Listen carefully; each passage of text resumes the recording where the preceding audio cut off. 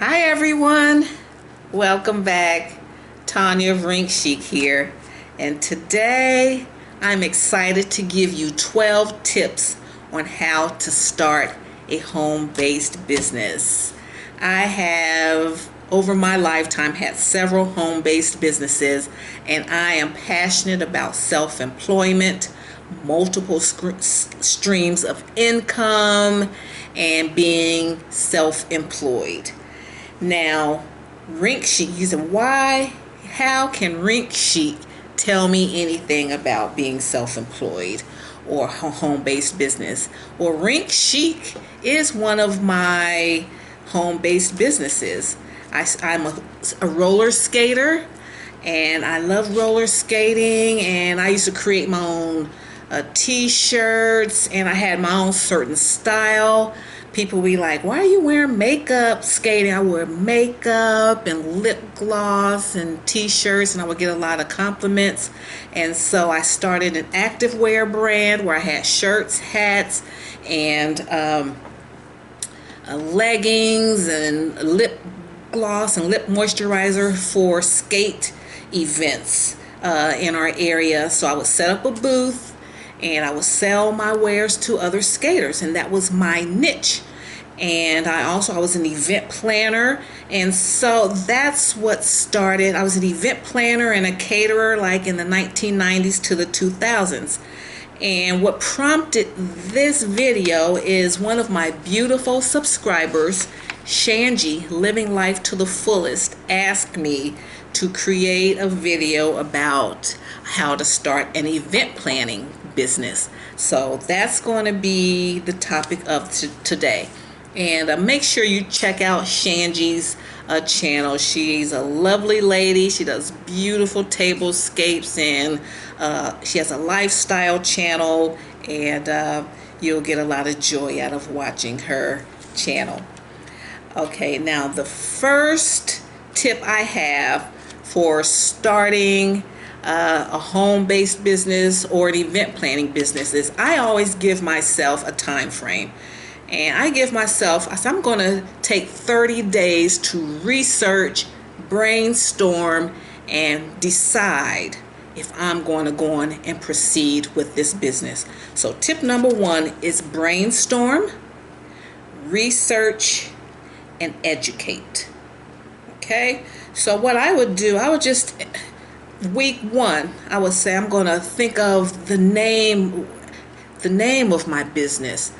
How do I want, what customers do I want to attract? As far as event planning companies, what type of events do I want to do? Do I want to do children's parties? Do I want to do corporate events? Do I want to do launch parties, product launches, weddings, cocktail parties, corporate events? You know, just decide, what do I want to do? And what type of feeling do I want my customers to evoke? Do I want to evoke in my customers in the name of my business? I had a catering and event planning company back in the 1990s. It was called Exquisite Celebrations. So people automatically knew that I dealt with celebrations, and they were exquisite. Exquisite means in an upper class way, a high level of quality and workmanship. And so that's the feeling I wanted to evoke with my clients. Now, someone else has that name today, but in the 1990s and the 2000s, that was my name. Exquisite Celebrations, Catering, and Events. And if you want to do children's parties, what you want to do, pity pat parties, or what would you call child's play parties, Susie soiree. One of my first businesses was cakes and quiches. I made cakes and quiches for people and my co-workers and stuff like that. So number two, pick a name. I went through brainstorming. Get a pad and or a notebook and just start writing stuff down, and you can get as wild and crazy and creative as you want, but I recommend keeping it to yourself. This is your baby. Other people don't understand entrepreneurs. People don't understand the process that it takes. So, and they'll steal your joy, they'll stunt your creativity. So keep it creative, keep it to yourself, and I think you'll go a lot further by that. Okay, pick a name. What do you want your name to say about what you're going to do? Like I said, rink chic. I'm chic in the rink. I have a certain pride in my appearance when I go roller skating. So I'm in the rink and I'm going to be chic. And then you get people be like, they want to turn their nose up at you, but that's my brand. That's how I go out in the world. I don't care what I'm doing. I want to take some pride in my appearance. So that's why I chose rink chic. Okay, and currently I had a cleaning business. Just be creative. Choose a niche. Like I said earlier, during the brainstorming, do you want to do weddings, corporate events? Okay. All right, that's number 4. Number 5, organize your office. Just clean it out, organize yourself. Get, your pens and papers and all the stationery things you need for being an organized office. Start creating files, get folders and everything like that. And if you need a computer, start, get a new computer. You don't have to, right now I'm not going to say don't buy anything new. Just get yourself organized. Okay? Number 6, think about your target market. Who are you going to, are you going to go to small businesses and tell them, about your business? Are you going to go to people in your daycare? If you have kids in daycare, let them know. Once you've made all your decisions, are you going to talk to them, let them know, what you're doing? Okay, and at this point, if you've decided, now this is like week 2. You're just like, okay, yeah, I do want to do this. Okay, so then, like, if you don't have any events under your belt, start creating a portfolio of your work. Create beautiful tablescapes. Start making floral arrangements or centerpieces or something like that, so that you can show your level of work. When I started my event planning and catering, first I was a caterer, and then I would work with my clients. I would set up consultations with them, and I would answer a lot of their questions that the people they hired to be their wedding consultants weren't even answering. So then they would hire me to actually start doing plan the events as well. So, and then I had portfolios showing them my work, stuff like that. Okay. So I'm going to say, think about what inventory you would want to have. Now, if you did your research, I did my research and found out that, I can't have inventory in my home. I can't have clients in my home, in my county, as a home-based business. It's for administrative purposes only. It's for making calls. It's for doing, your spreadsheets, marketing, but, no one. So inventory, as far as an event planner, your inventory is at the rental company. Start researching vendors. Seeing, the rental companies. They have all the linens and all the props and stuff there. So you don't have to really invest anything in that. When the customer gives you a deposit, then that's where the funds for all their props and stuff will come out of.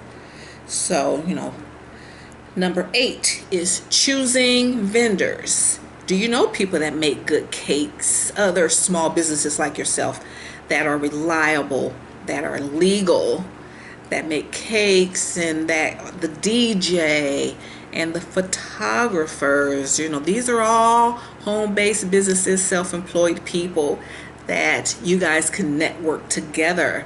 You're on my preferred vendor list. Start looking into that.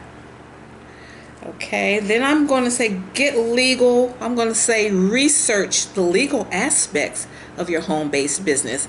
I think what made me successful is because I was legal. And during this pandemic, during this time when people lost business, the businesses that were legal, that were recognized, that were in the system are the ones that got the funding. And that's the thing about, they're the ones that got the PPE and EIDLs because they paid taxes, they were recognized. People can't pay you if they don't know who you are. The county and the government can't do anything for you if you're under the radar. So research, go to the IRS website. The EIN is free. Get your EIN number. Find out what licenses you need for your city, in your county, in your state. What licenses you'll need. Research the insurance. As an event planner, it's very important that once you launch, and once you get your first event, is to have some insurance, because you're in someone else's venue. You have different vendors coming in. People may damage something. You're going to need at least $1 million rider, $1 million in insurance before most legitimate venues will let you operate there, because things do happen. And as the event planner, you are the head of the event. So they need someone to be responsible. So it's your responsibility to have insurance. Research that. Okay, then I'm going to go number 10 is proposals. When you get a client, you tell them, you research. This is when you go to your who. Who are you? Who, what is your event? What do you want to have done? When is your event? Where do you want to have your event? Who, what, when, where, and how? How are we going to pay for this? So proposals is like, this is what I can do for you based on all the information you gave me. This is what I can do for you. This is what I'm proposing. And make your proposals very clear, concise, and then descriptive. Exquisite, like this is an example. Exquisite Celebrations is a full service catering and event planning company, and I propose that for Shanji Living Life to the Fullest, I'm going to perform these tasks on this date, at this venue, at this time, and I'm going to provide centerpieces for 12 8-foot tables. And then you're going to have this, and then you're going to have your section for the vendors involved, and they're going to arrive at such and such time, and the cleanup, and so you have to spell out everything. And the more you can spell out, and the more at the consultation you discuss with your prospective client, the better the chances they'll go with you, because you've invested so much. You've built a rapport with them. And most of the time when I was able to talk to a client, sit down with them, give them a proposal, and follow up with them, I got the event. And that's proposals and service agreements. That's number 10.